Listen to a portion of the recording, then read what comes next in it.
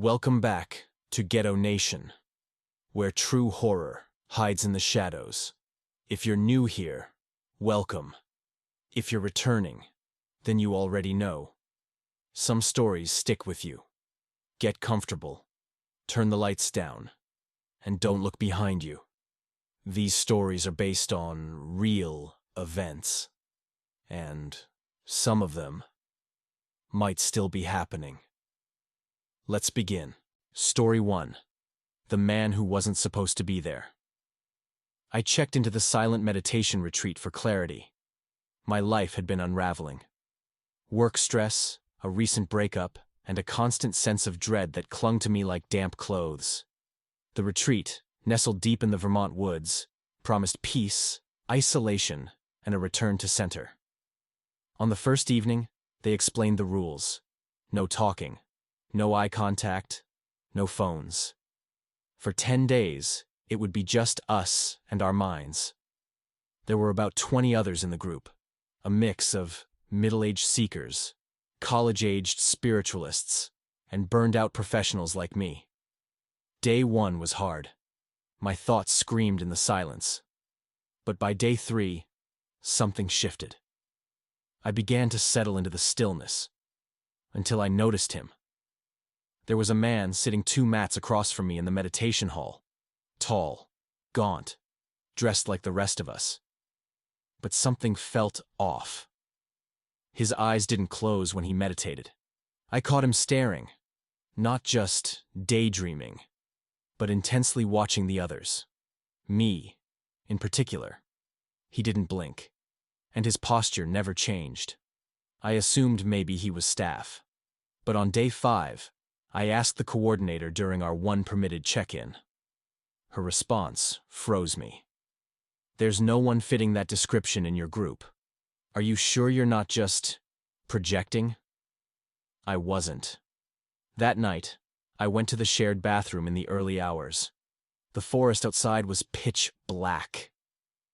As I exited, I saw movement from the corner of my eye. Him, standing perfectly still in the hallway, eyes locked on me. No one else saw him. No one reacted. I stopped meditating in the hall after that. I sat alone on my bunk, trying to calm the storm inside. But every night, I felt watched. One morning, I found muddy footprints inside the cabin, barefoot, leading to my bed, then stopping. No trail out. On day 8, another participant screamed and ran into the woods. She broke the silence rule, rambling about the Watcher. They found her an hour later, covered in scratches, babbling nonsense. They sent her home. I begged the coordinator to let me leave. She looked shaken, but said, "We don't break the 10-day vow. You can go after 2 more nights." The final night, I didn't sleep. Around 3 a.m., I heard breathing. Slow, ragged. I turned my flashlight on. He was standing inside my room, inches from my bed. His face was blank, his eyes pitch black like wells. I screamed. He vanished. When the retreat ended, I left without a word. But before I got in my car, I saw the group photo taken on day 1. My stomach dropped. There he was, standing directly behind me. No name, no record. He wasn't supposed to be there. Story 2. The Whispering Tree. The retreat was held in Northern California in an old forest monastery. We were told this land had a long history, some of it sacred, some less so. I went for mental health. No distractions, just nature and silence. By day 2, I was already cracking. The silence was overwhelming. I thought it would be peaceful, but it was loud. Thoughts, memories, regrets, fears, all amplified. During one of our walking meditations through the wooded trail, I noticed a massive tree set apart from the others. Gnarled bark, dead vines clinging to it, and a hollow so deep it looked like a mouth. I stopped near it, inexplicably drawn. That's when I heard it. Whispers. Not clear, but undeniably, voices. Murmuring layered over each other like echoes. They weren't outside me. They were inside my head. I looked around. No one else reacted. They just walked past the tree like it wasn't there. That night I dreamed of the tree.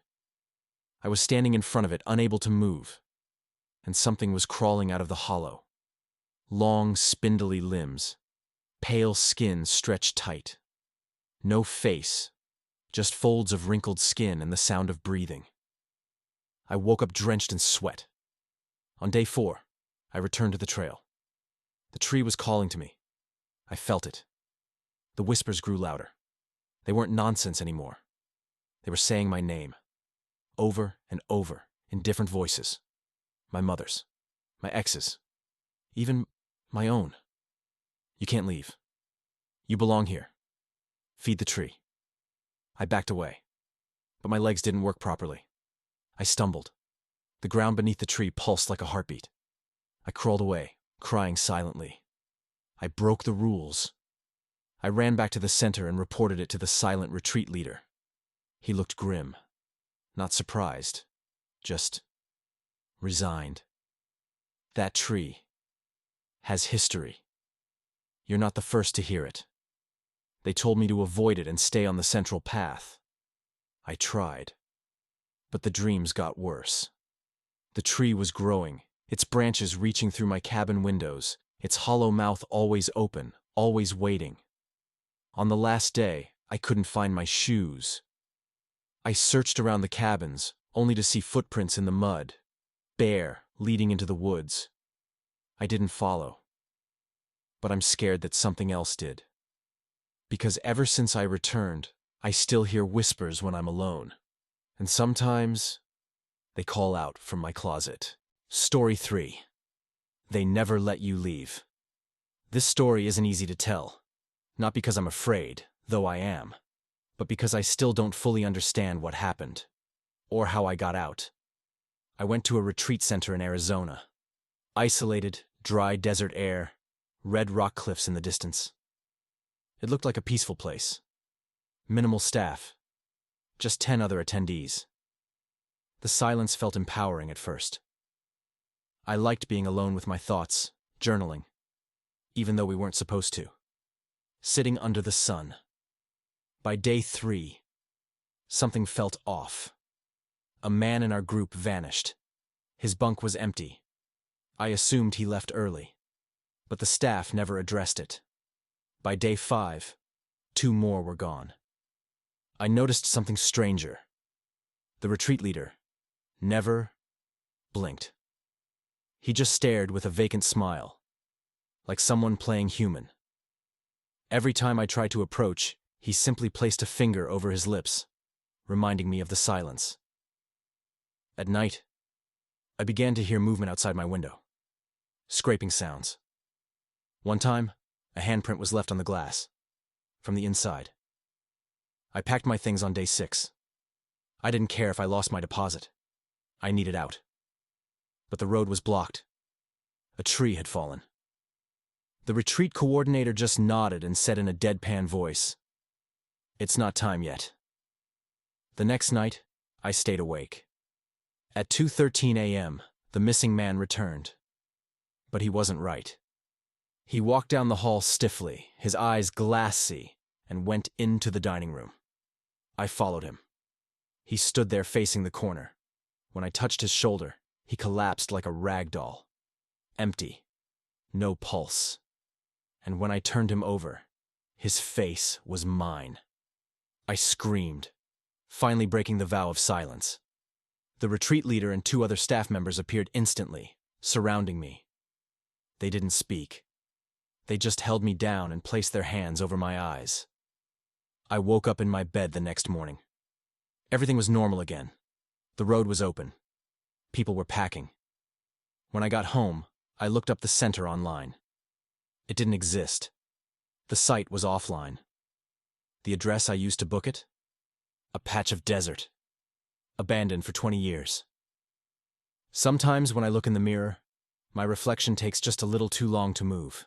If you made it this far, you're braver than most. Subscribe for more true horror stories, told just the way they happened. Stay alert. stay curious, and remember, the scariest things are the ones that feel real. Until next time, keep your lights on.